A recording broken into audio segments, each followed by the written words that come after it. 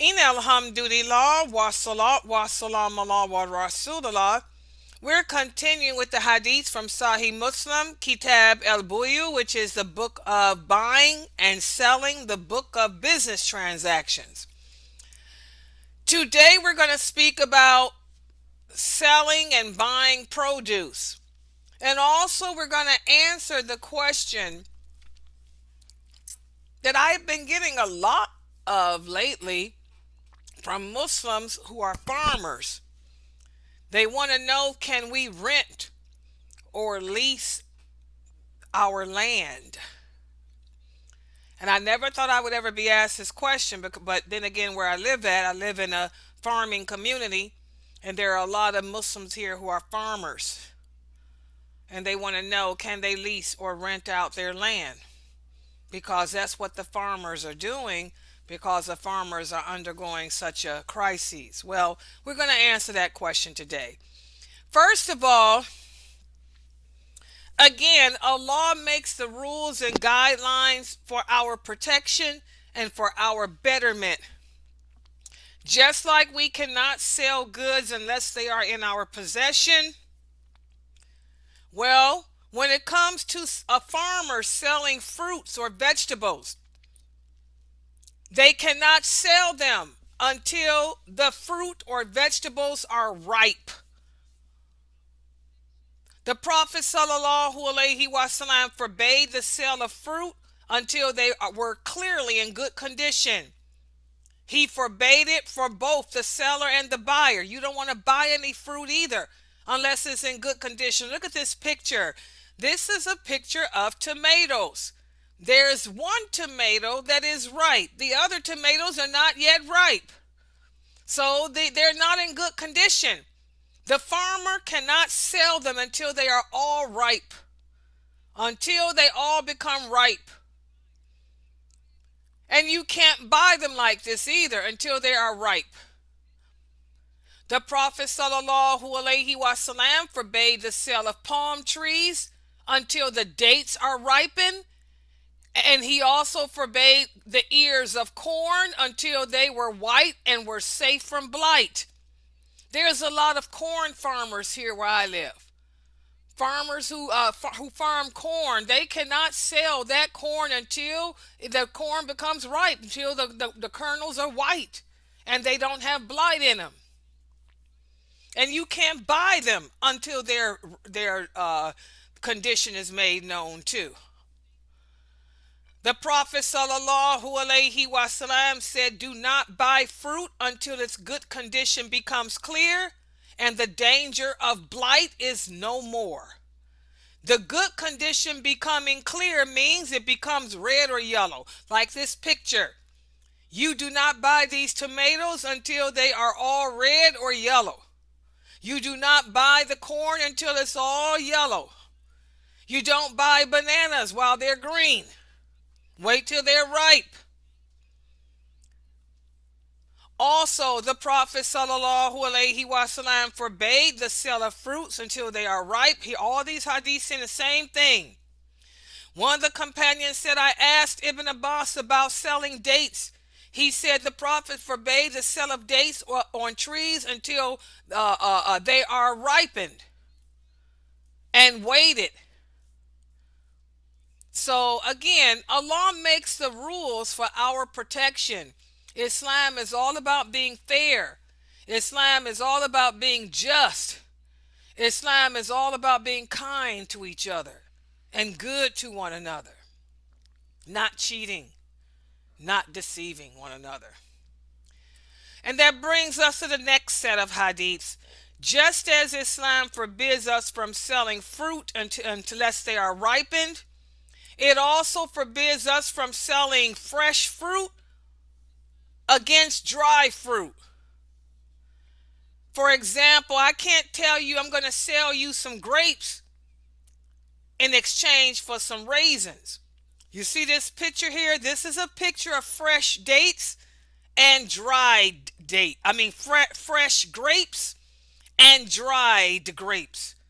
When a grape becomes dried, it becomes a raisin. I can't sell you grapes for raisins. Okay? Unless you are doing it as a measure. For example, the prophet allowed a concession in the case of transactions in which the members of the household give dry dates according to a measure and then eat fresh dates in exchange. Unless that's an agreement, you can't do this. The prophet forbade exchanging fresh dates with dry dates except in the case of those who donate. There are some people who will donate fresh trees in exchange for that. But we're not donating that here in America. It doesn't happen that much nowadays.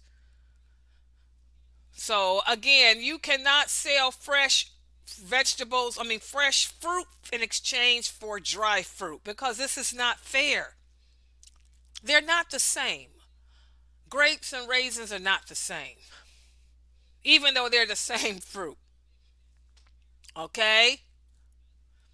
The Prophet sallallahu alaihi wasallam said one should not sell the fresh fruits of his orchard for dry fruits, a grape for a raisin, a date that's fresh for one that's dry. We can't do that. Again, it's all about being just. What about this? What about selling a date palm tree with dates hanging on its branches? This is a date palm tree, and these are dates that hang on it.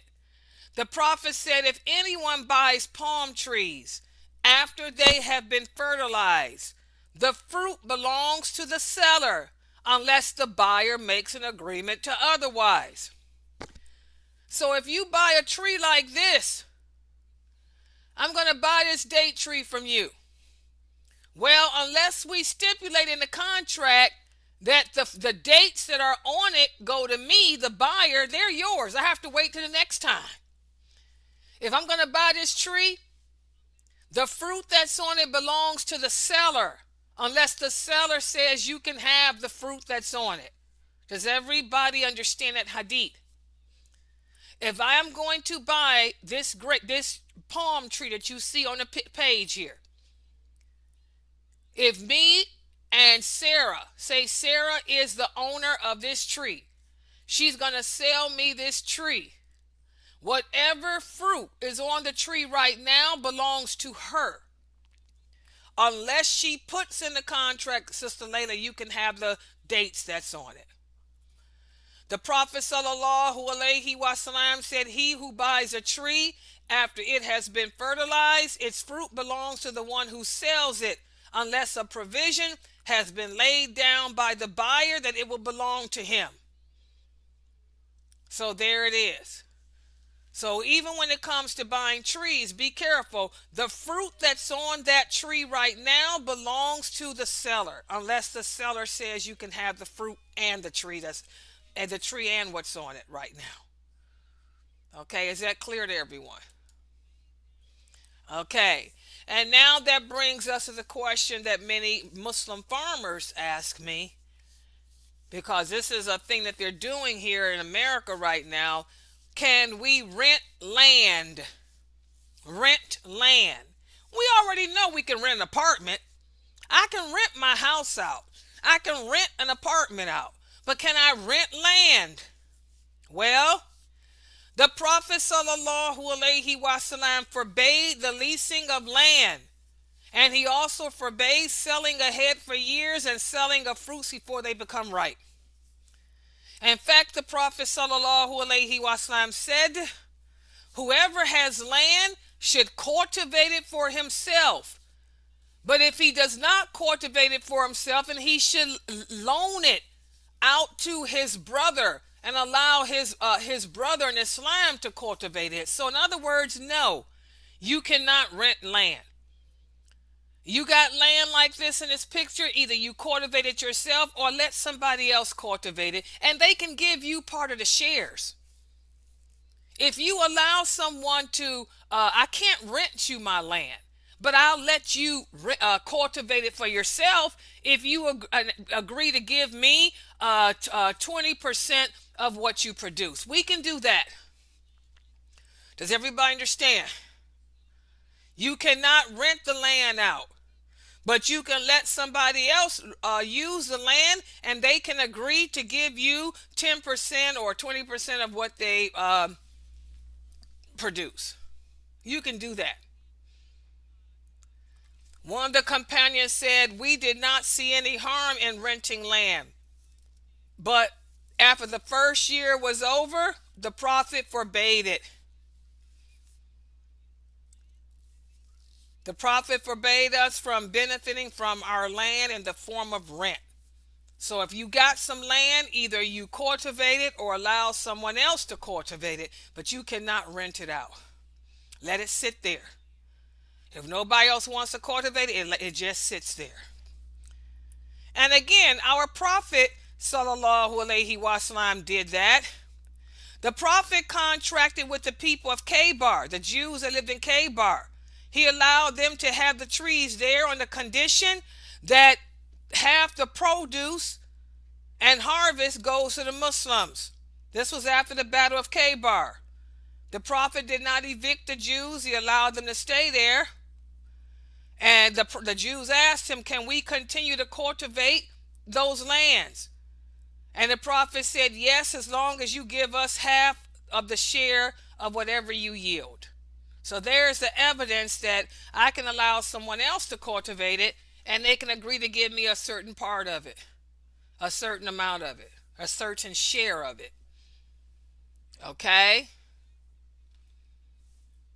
In fact, the Jews continued to cultivate the land of Khaybar until the Caliphate of Umar. Umar was the one that exterminated them and caused them to move to out of the Hijaz. So yes, if you have land, if you're not going to utilize it, let somebody else utilize it, and you can agree, go into an agreement that you receive part of whatever they yield. And finally, guys, Islam teaches that there's a lot of reward, a lot of benefit in being a farmer.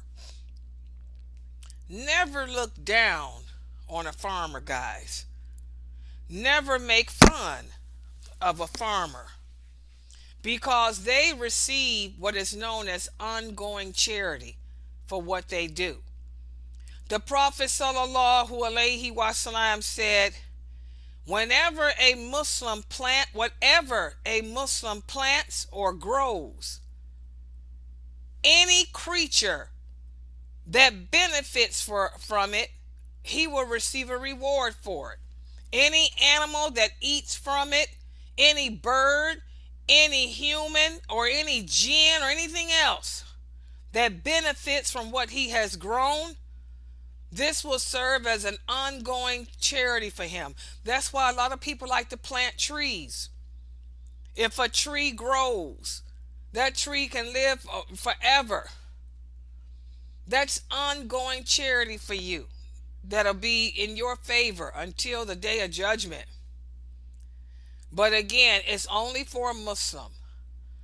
The Prophet sallallahu alaihi wasallam visited the orchard of Ma'sud, and he asked her, he said, "Did the person who planted this tree, was that person a Muslim or a non-Muslim?" She said, "He's a Muslim." The Prophet said, "Any Muslim who plants a tree, and from their fruits the human beings or the animals or birds eat, it will be taken as an act of charity for that person on the day of judgment." So guys, never snub your nose down at a farmer. Never think yourself better than a farmer. You got a Muslim farmer, he's reaping buku amounts of rewards. So what do we walk away having learned today? Well, we learned, first of all, again, Allah sets guidelines in effect for our betterment. Islam forbids us from selling fruits or vegetables until they are ripe and in good condition. It is also forbidden to sell fresh fruits for dried fruits, such as, I'm going to sell you some grapes for raisins, or I'm going to sell you some fresh cranberries for dried ones. This is forbidden. We also learned that if buying a fruit tree, the fruit that's on it belongs to the seller unless there is an agreement to otherwise. Also, Islam forbids us from leasing or renting out land. We can rent a house. We can lease a house or an apartment, but we cannot lease the land because the land belongs to Allah, guys. The land belongs to Allah, and Allah wants us to benefit from this earth. So if you got land, if you own land, either you cultivate it and utilize it or allow someone else to do so.